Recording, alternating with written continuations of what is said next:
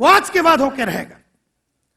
अगर वो सिस्टम जो तुझे बुलंदियों पे पहुंचा सकता है तेरे कंपनी को, वो सिस्टम अगर डालना जरूरी है तो आज के बाद वो सिस्टम हम डालेंगे, क्योंकि आज से हमारी सोच बदलने वाली है। और ये why are we like this, मुद्दा ये उठता है, हम ऐसे क्यों हैं? मेरे हिसाब से, मेरे अंडरस्टैंडिंग के हिसाब से हम लोग ऐसे हैं, हमारे हाथ के सामने से लगातार अपॉर्चुनिटी, लास्ट लाइन पढ़िए, and therefore we miss the opportunities by the hour. Every hour we are missing opportunity. हर दिन, हर घंटा हमारे सामने अपॉर्चुनिटीज मिस होता जा रहा है। ऐसा क्यों? ऐसा क्यों? एक स्टूडेंट के सामने ये हो रहा है, एक हाउसवाइफ के सामने ये हो रहा है, एक बिजनेसमैन के लिए हो रहा है। वो 500 करोड़ का धंधा चला रहा है तो 5000 करोड़ का हो सकता है। वो अगर 5 करोड़ का चला रहा है तो 50 करोड़ का हो सकता है।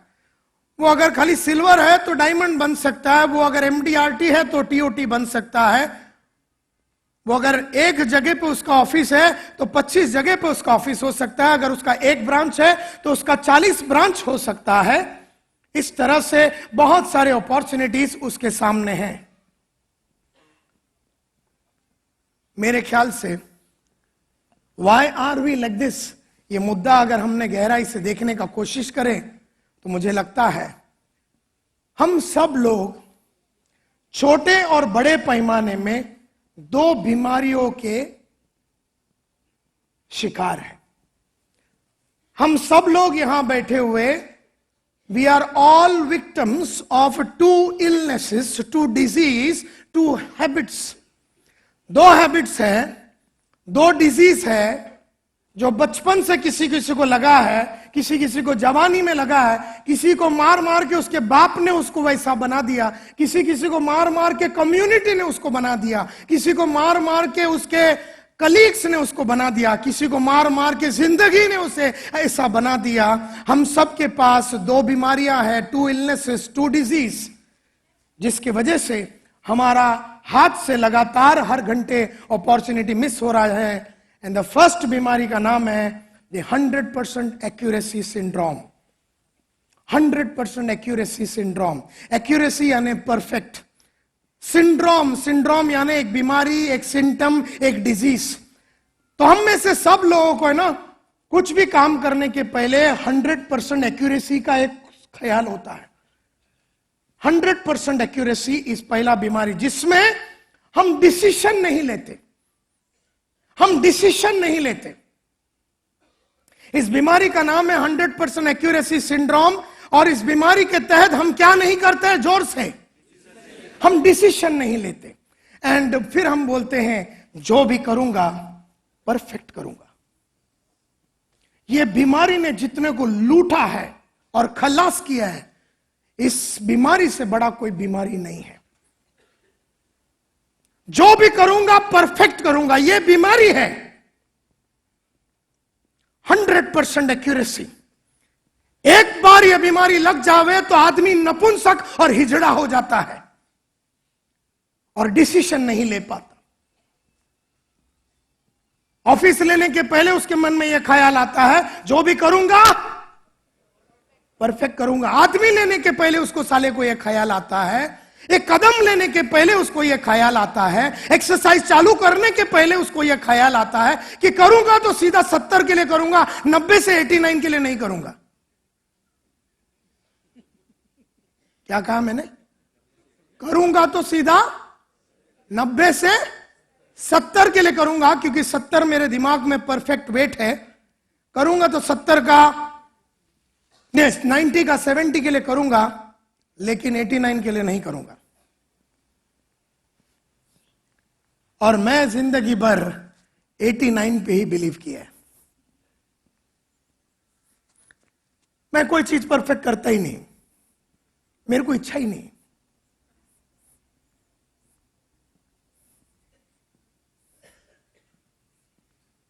सेकेंड बीमारी,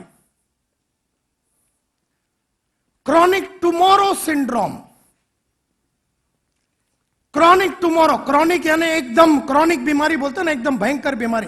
क्रॉनिक टुमारो, टुमारो सिंड्रोम, जो भी करूंगा कल करूंगा, जो भी करूंगा कल से करूंगा। और ये दोनों कभी सोसाइटी में चर्चा नहीं किया जाता, क्योंकि हर कुत्ते में होलसेल में है। Are you with me? इस पर चर्चा नहीं होती। तेरा बाप भी वैसी है, तू भी वैसी है, आगे देख तेरा अंकल वो भी वैसी है, बाजू में देख तेरा कली वो भी ऐसी है। तो देयर आर टू इलनेस। और ये क्या है? क्रॉनिक टुमारो में आदमी एक्शन नहीं लेता और एक्यूरेसी में आदमी डिसीजन नहीं लेता। तो पहले में क्या नहीं करता और दूसरे में आहा वाह वाह वाह वाह वाह। मतलब अगर वो सिस्टम डालना है तो पहला डिसीजन लेना पड़ेगा और एक्शन लेना पड़ेगा ना। Are you with me? पहला डिसीजन लेना पड़ेगा और एक्शन लेना पड़ेगा, और दोनों तेरे पास है ही नहीं। और फिर तेरे को धीरू भाई बनने का है, क्यों? तेरे को सुनील मित्तल बनने का है, तेरे को निरंजन हीरानंदानी बनने का है।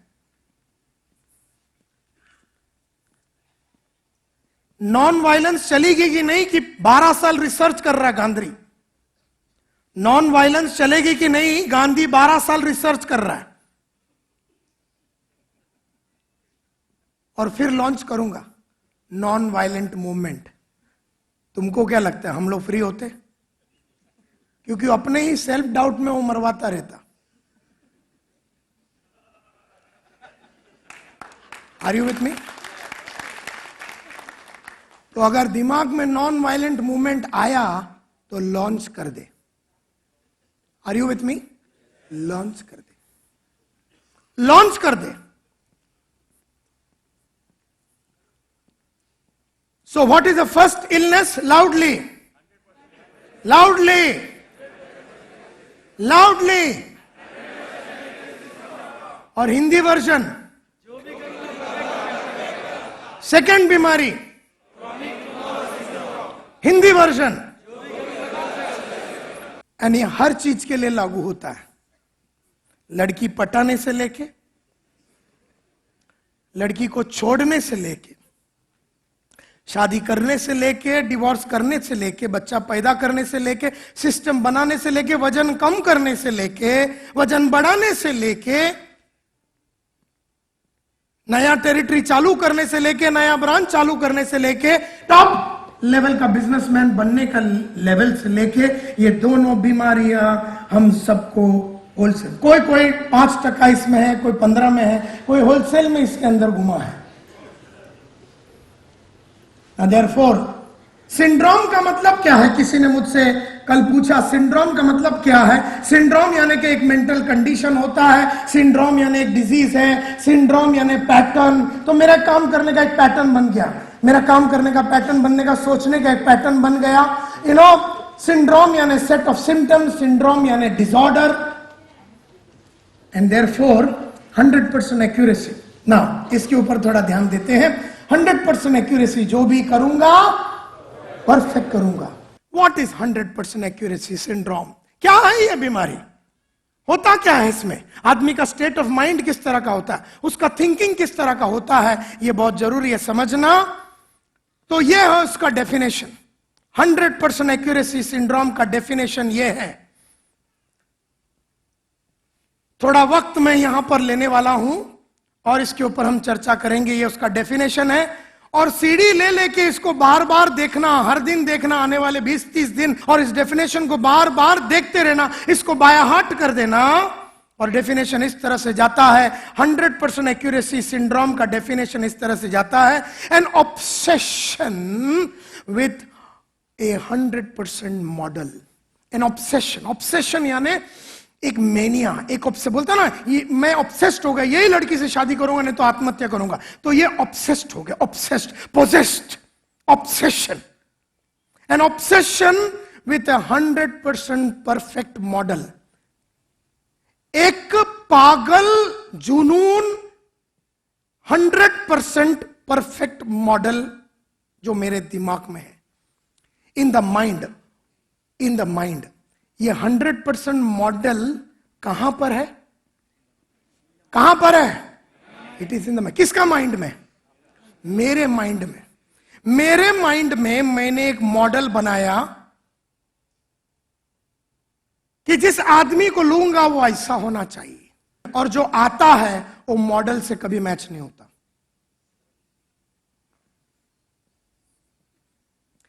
मैं ये काम एक मॉडल बनाया कि मैं ऐसा टाइम पे ये काम शुरू करूंगा, एक परफेक्ट मॉडल। ये मेरी मन की मॉडल है, ये मेरी मन की मॉडल है, लेकिन वो मॉडल सिर्फ मेरे मन में है, ये 100% मॉडल। और जो एक्चुअली जिंदगी में होता है वो मॉडल के विपरीत होता है। जो आदमी आ रहा है, जो चीजें हो रही है, वो तुम्हारे मॉडल के खिलाफ होता है। और तुम है कि वो मॉडल जब तक सही मिलता नहीं है तब तक तुम डिसाइड करने को तैयार नहीं है। यानी an obsession with the 100% perfect model in the mind disallowing यानी ये देयरफॉर तुम्हारा बदन और मन तुम्हें अलाउ नहीं कर रहा है। डिसअलाउिंग यू टू डिसाइड और settle for anything less than the perfect 100%,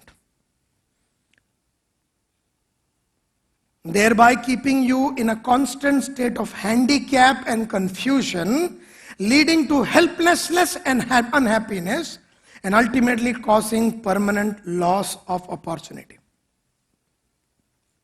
मैंने सोचा, मैं एक इंश्योरेंस एडवाइजर हूं, मेरे को एक बड़ा आदमी के पास जाना है। मैं छोटे छोटे लोगों के पास जाता हूं जहां से मैं 5 लाख का प्रीमियम उठाता हूं, लेकिन मेरे को एक करोड़पति के पास जाने का जिधर से मेरे को 2 करोड़ रुपया का प्रीमियम उठाने का है। लेकिन मेरे मन में एक मॉडल बना दिया है कि जब मैं जाऊंगा मैं परफेक्ट होना चाहिए, मैं तब जाऊंगा जब मेरे को वो गाली नहीं देगा, मैं तब जाऊंगा जब मैंने वो सब कैपेबिलिटी मेरे में बिल्ड कर दिया, मैं तब जाऊंगा जब मुझे सब लोग बोलेंगे तू कर सकता है। तो एक मन में मैंने मॉडल बना दिया कि मैं कब जाऊंगा, मैं कब जाऊंगा।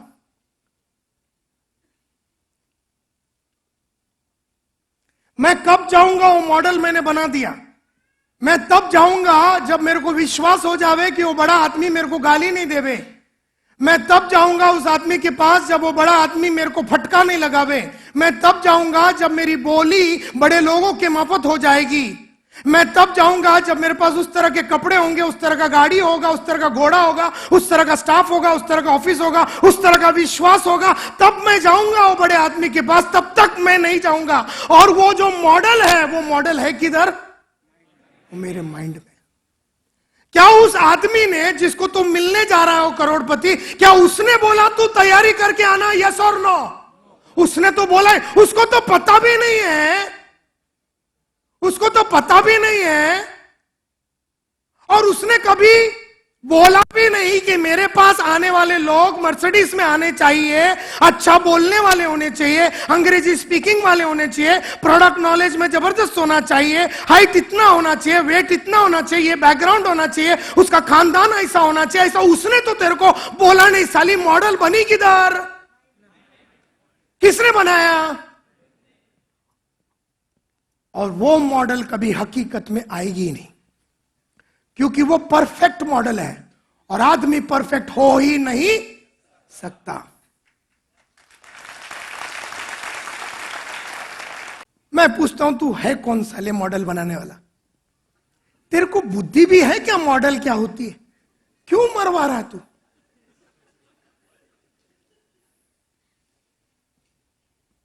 कि मैं करूंगा तो ये वक्त में करूंगा जब So you have created a model and that is known as a 100% accuracy model. क्या नॉलेज है अपने पास ऐसा मॉडल बनाने का? क्या कौशल्य अपने पास ऐसा मॉडल बनाने का? क्या सोच है अपना? धीरू भाई बन गया फिर तू मॉडल बना रहा है क्या? अरे तू कुछ भी नहीं है और मॉडल बना दिया। ये मॉडल ने जितनी मारी है तेरी, उतना किसी ने नहीं मारी।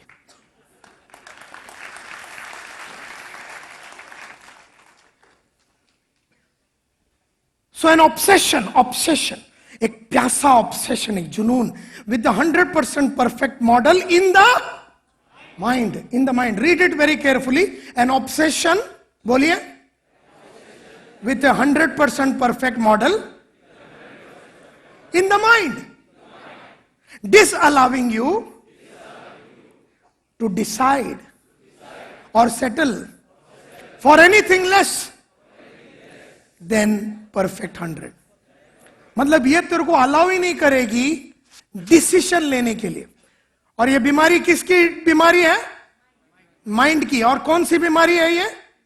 डिसीजन न लेने की. तो इसमें क्या होता है कि you will not take decision. आप डिसीजन नहीं लेंगे. वो नया टेक्नोलॉजी का डिसीजन नहीं लेंगे, आईएसओ का डिसीजन नहीं लेंगे, सिस्टम डालने का डिसीजन नहीं लेंगे, आदमी लेने का डिसीजन नहीं लेंगे. क्योंकि तूने एक बता दिया एक मन में, मैं आदमी तब लूंगा जब मेरी औरत जवान होएगी, उसकी शादी हो जाएगी, मेरे बच्चे बड़े हो जाएंगे, उनका एडमिशन हो जाएगा, बारिश के बीच में थोड़ा सा ठंडी आना चाहिए, और उसके बाद जब मेरा मूड अच्छा होगा, जब बाजू वाली के साथ मेरा अच्छा रिश्ता हो जाएगा, फिर ये हो जावे, तब मैं जाके ये आदमी को रिक्रूट करूंगा. वो मॉडल होने वाला नहीं. और तू देयरफॉर आदमी को रिक्रूट, एंड देयरफॉर उस आदमी की वजह से जितने अपॉर्चुनिटीज को तू कैप्चर कर सकता था, उस आदमी को लेने की वजह से जो अपॉर्चुनिटी को तू कैप्चर कर सकता था, वो बड़ा आदमी को मिलने की वजह से जो तू अपॉर्चुनिटी और पैसा, नाम, इज्जत, शौहरत, धन दौलत कमा सकता था, वो अपॉर्चुनिटी तो परमानेंटली तेरे हाथ से गई. कि मैं बिजनेस चालू करूंगी, अगर मेरे हस्बैंड ने मेरे को 47 में पुश किया, और मेरा फादर इन लॉ भी बोला कि बेटी तू जा, और मेरे बच्चे लोग भी बोले कि तू जा, और बिल्डिंग वाले कमिटी मीटिंग बुला के बोले कि तू जा. अब एक तो कमिटी मीटिंग में कुत्ता ऐसा निकलेगा जो बोलेगा औरत लोगों को काम नहीं करना चाहिए. लग गई तेरी, लग गई तेरी. मॉडल किधर बना है? अच्छा,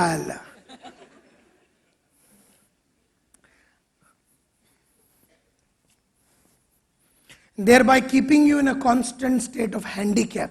हैंडीकैप आदमी कैसा होता है? मैं बेचारी, मैं क्या कर सकती, मैं बेचारा, मैं क्या कर, मेरे पास लीडर ही नहीं है. अबे साले, लीडर तो होलसेल में चड्डी डाल के मार्केट में घूम रहे, तेरे को नजर क्यों नहीं आ रहे? तेरे को नजर क्यों नहीं आती? क्योंकि नजर के पहले तेरा क्या बैठा हुआ है? मॉडल बैठा हुआ है. तो तेरे को तो दिखेगी ही नहीं. नंगे भी घूमेंगे ना तो भी तेरे को नहीं दिखेंगे लीडर.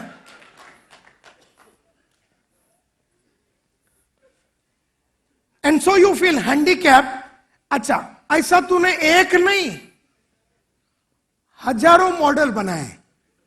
एक होवे तो साला मार के मैं ही फिट कर दूं, लेकिन तूने हर चीज का एक मॉडल बना के रखा है. बीवी कैसा होना चाहिए, बच्चे कैसा होना चाहिए, बाप कैसा होना चाहिए, टीचर कैसा होना चाहिए. जो आदमी आएगा एम्प्लॉयमेंट के लिए वो पगार नहीं मांगना चाहिए. मॉडल बना दिया.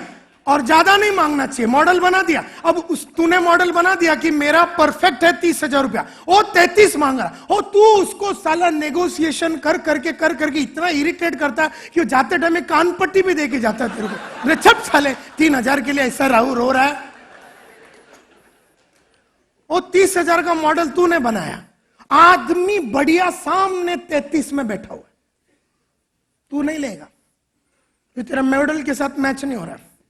एंड देन ऐसे कहीं जाने के बाद फिर क्या बोलता है? साला उसको तो ले लेना चाहिए था, उसको भी कर, साला वो 47 में कर डालना चाहिए था, 57 तक बैठना नहीं चाहिए था, साला कम से कम 89 तो वजन कर ही डालना चाहिए था, 70 के पीछे क्यों पड़ी मैं?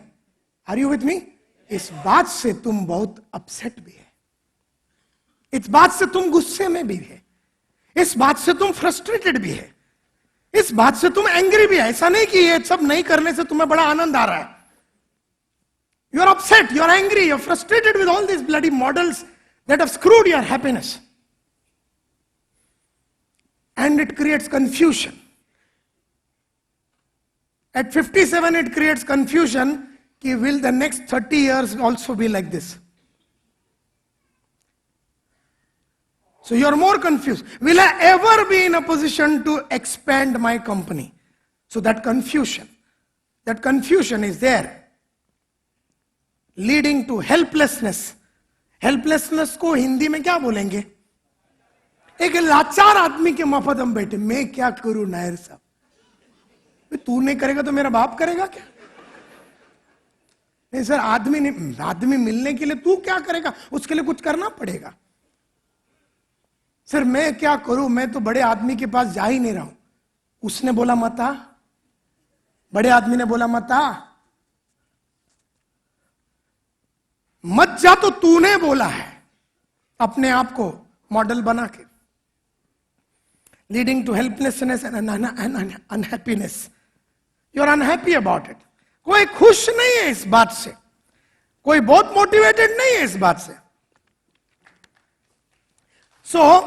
इसके वजह से लगातार ultimately it is causing permanent loss of opportunity. Permanently आदमी अपॉर्चुनिटी गंवा रहा है।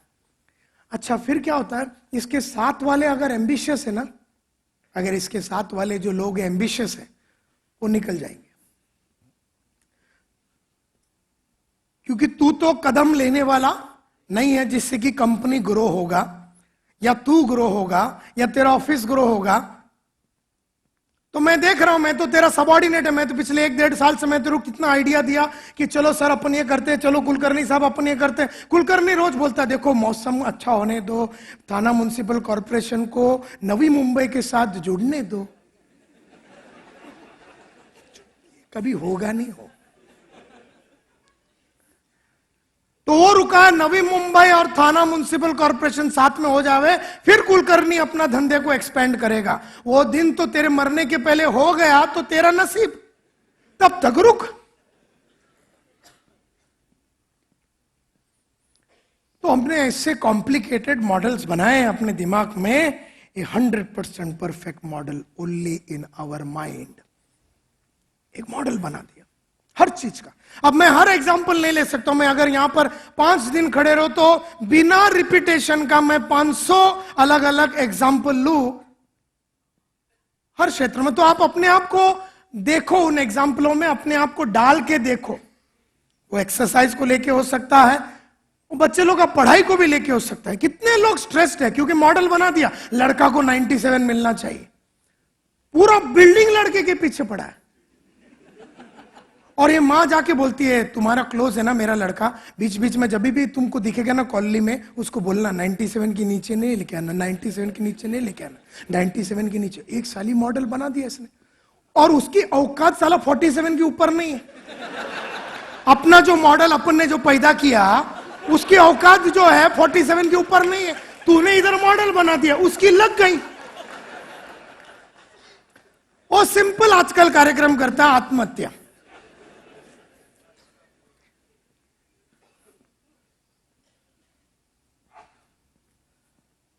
So we have models for children, behavior, staff, exercise, getting up, हर चीज।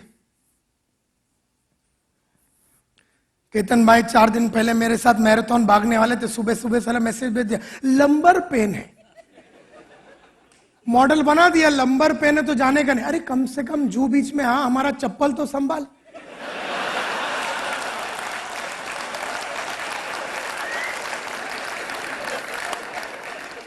लंबर पेन में चप्पल तो संभाल सकते ना। और चप्पल संभालने के चक्कर में हम 32 लोगों को भागते हुए देख के लंबर पेन चला जाता तो वो दिन तुम भी भागते। लेकिन मॉडल ये बनाया कि लंबर पेन है तो जाऊंगा नहीं। N obsession with the perfect model in mind.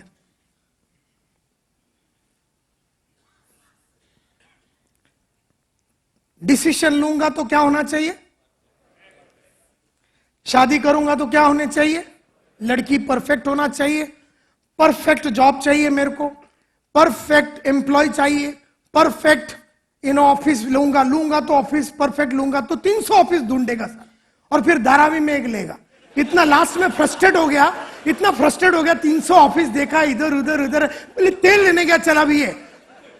और पहला वाला ऑफिस वो सच ब्यूटीफुल ऑफिस, उसमें सब कुछ था, लेकिन फिर मॉडल के साथ मैच नहीं हो रहा था, क्योंकि वो ऑफिस में तुमने बोला था ऑफिस ऐसा होएगा तो खिड़की खोलेगा तो उधर मंदाकिनी रहना चाहिए, ये खिड़की खोला तो ऐश्वर्या इधर से आना चाहिए, वो दरवाजा खोला तो उधर अमिताभ बैठा रहना चाहिए, ऐसा आसमान खोला तो उधर ग्रीनरी होना चाहिए, इधर ऐसा होना चाहिए, उधर झोपड़पट्टी नहीं होना चाहिए। और जिधर भी जाएगा तेरे को मॉडल के अंदर एक झोपड़पट्टी आता ही है, वो फ्री में है।